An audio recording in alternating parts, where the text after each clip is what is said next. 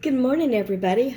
Well, it's afternoon now. I've been challenged in a tag. I love tags. They're so much fun. I had to write down all my notes with my chicken scratch so I would remember it all. This tag is 15 questions autumn tag. So there are 15 questions, and I'm to answer each of the questions. And so the person who tagged me was Donna over at Two Sisters. And she was tagged by Plain Vanilla Grandma Carol. I think she might have started this tag. All right, so the first question is, number one, which do you like best? You get these two choices. You like either pumpkin muffins or apple muffins the best. I'm just kind of panning around here. You're not going to see me. I'm sick. I'm in my pajamas. You might be able to hear it in, I'm only sick from the neck up. It's like a head cold from heck. I don't know. I slept upright last night on the couch, because I couldn't lay my head down because everything, anyway. Okay, back to the questions. Number one, apple or pumpkin? I'm thinking that my favorite muffin is going to be pumpkin. Now, I don't care for pumpkin pie. It's not something I eat ever, but I do make them. But I like pumpkin muffin because it's not overpowering pumpkin, and I like the taste on my tongue, the consistency, not the taste, the consistency on my tongue. It's a denser muffin than apple. It's richer tasting to me. Although I like apple, I'm going to have to say my favorite is going to be pumpkin muffin. So that's number one. So number two, same topic. Number two is, if you're going to make a pie, a pumpkin pie, will you be using fresh, sorry, get a cough. Will you be using fresh or canned pumpkin? I'll be using canned pumpkin, and I don't mind different brands, but I typically buy, I believe it is the Libby's brand, I think. Anyway, I just, it's an awful lot of work to get a, bless your heart if you do it, but a lot of work for me to get an actual sugar pumpkin, wash it, cut it in half, roast it, get the seeds out before you roast it, then get the flesh out, and my daughter does that, and she says it's the bomb. She loves it. Well, yeah, but I'm going to be using canned, and I think it's every bit as good when you're done. It probably wasn't made with more love if you did it from scratch, though. All right, my favorite apple-based food. My favorite apple-based food. I'm going to say some kind of apple pastry. Not so much pie, because that's a lot of apple. Maybe like an have fresh apples in those. Are they called curlers or crawlers or something? They're like a donut with chopped up baked apple, cooked apple. So I guess that would be that for me. I'm probably going to hear other people's answers and say, oh, I wish I had said that, But I'm thinking for an apple-based dessert, I would like that. Okay, I changed my mind. I would like to say apple hand pie. And I did those the other day using biscuits. And it was easy, it was fast, and it tasted really good as it was fresh. You just take a biscuit and roll it out and then put some apple pie filling. And then you seal it back up.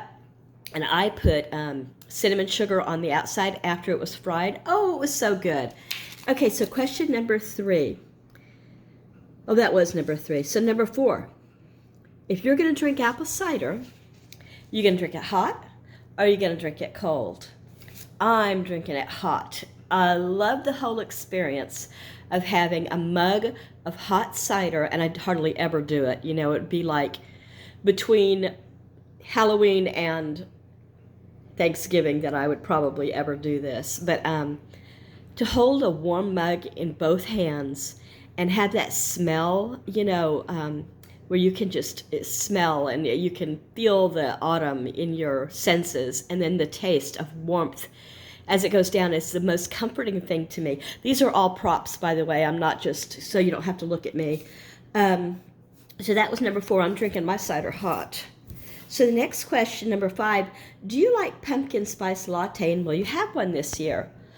Well, I live about 60 miles from Seattle, Washington, and I believe we are the Seattle capital of coffee. We are we're the world coffee capital for Starbucks. That's what I was trying to say. And for years and years and years, even though I don't like hot pumpkin, like pumpkin pie, I thought, I wouldn't like that. And so I went ahead and I got one after, this was maybe that I tried it maybe 7 or 8 years ago. And I was all about it. I was holding it with 2 hands like I would my cider. I was sniffing it. I was going, here it comes, yummy, yummy, yummy. Everybody talks about it. It has to be the bomb. It was liquid hot pumpkin. Blah. Not for me. I shouldn't be so ugly about it because if it brings you joy, yay. It does not me. So what I do is, and I only do it Christmas Eve, I get a dark chocolate peppermint mocha. Oh, and on Christmas Day, I go down and I get an eggnog latte. I had forgotten all about those. Eggnog latte. I think I did it last year. But I always for sure do the peppermint, dark chocolate peppermint mocha Christmas Eve. Okay, so you have to say whether you're, a fan of those. Number 6 is, are you decorating with any type of autumn decorations? Well, this is a smattering. My porch is decorated. My bedroom is decorated. My kitchen. My living room. I can't think of anything in my car, but if I could, I would. There are pumpkin candles, pumpkin dishes, pumpkin art, pumpkin toys, just all of the decorations. That is a 100% yes, ma'am, I am decorating for the autumn. All right, so number 7. If you were required to wear a costume for Halloween, what would it be? I'm going to go with a midwife. So how would I do that is I would carry the baby scale. They're like a sling with fabric, and you hold baby up in them. They're not like electronic. And nowadays, the midwives have all gone to electric, I think, or electronic. I would carry a baby in one arm, a stethoscope. I would carry maybe some hot tea or a bag of herbs or something, something silly. And people would know because they know me. Okay. Number 8. Do you have an autumn birthday? Nope, I do not have an autumn birthday. Number 9. Do you have any autumn-based books? Why, I'm glad you asked. And you're going to think this is funny because the only autumn-based book that I own, and in the past, I've ordered 10 copies at a time of this because I used to do nanny work. And in the autumn, this is a book that I would read to the children who were age appropriate. And age appropriate would be about age 5 to 11, like grade school age. And it's The Little Leftover Witch, and the author is Florence Laughlin.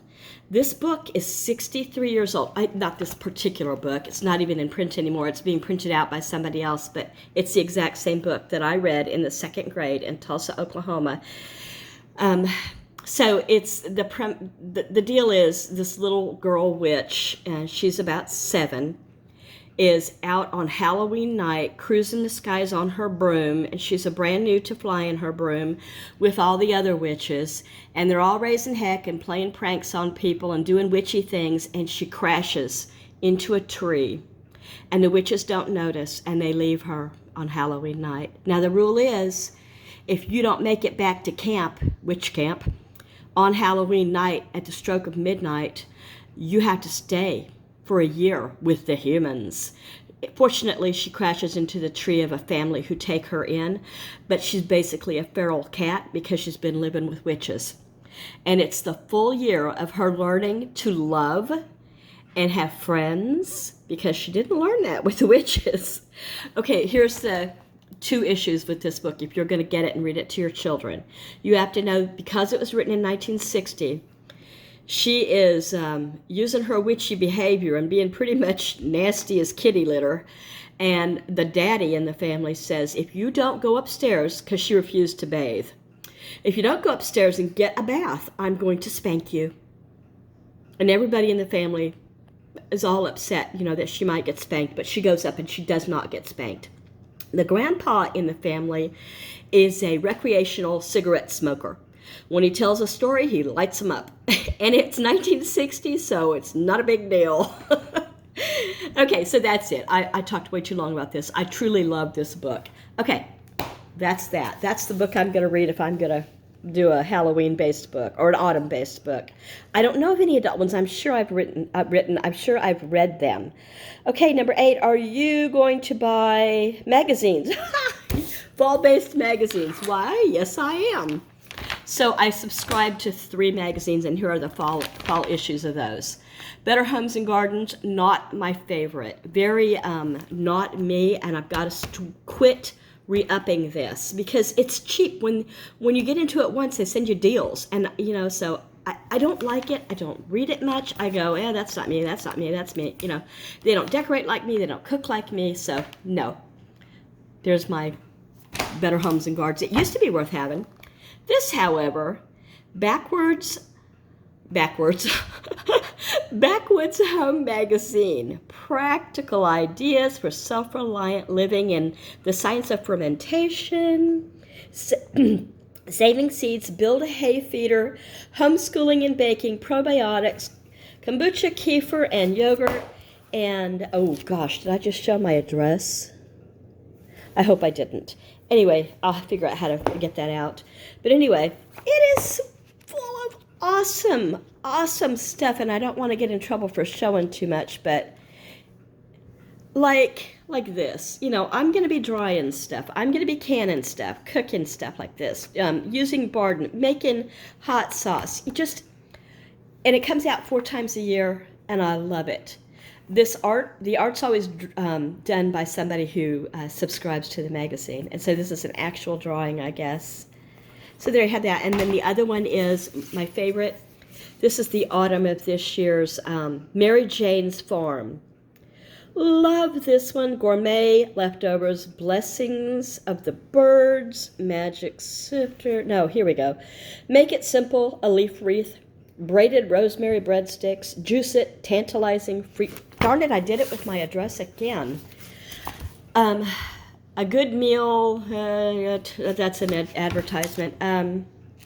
Anyway, this is a magazine for women, by women, and you can get into this as deep as you want, so much as you could become a Mary Jane what do you call it, like a member of their, it's almost like Scouts. You earn badges for new skills, like you learn how to make sourdough, you learned how to make an apron, like that. Isn't that cool? Anyway, that's it for my magazines, and I'm going on and on way too long. Okay, do you base books, magazines? Are you going to the fair? I am not going to the fair because I've outgrown that, but I used to go to the fair. And my favorite fair food used to be candy apples. What's your favorite food, fair food? That was number 12. Number 13, your fave autumn-based soup. Oh, that's hard to say. And I was trying to think, well, I like this and I like that, but really, is that autumn-based? So I'm going to go ahead and go with butternut squash soup, if my daughter makes it. She makes the best. I've got her recipe, and I'm going to try it out. So also, another favorite, it's not really autumn-based, so would be the Copycat Zuppa Toscana from Olive Garden. Very, very good. Only 2 more questions left. My fave hot drink would be coffee. Coffee, followed by a hot mocha of some kind, I guess. And the last one, if I were going to buy an autumn mug, and I do, would it be black or orange? Well, I'm going to go with orange, I guess.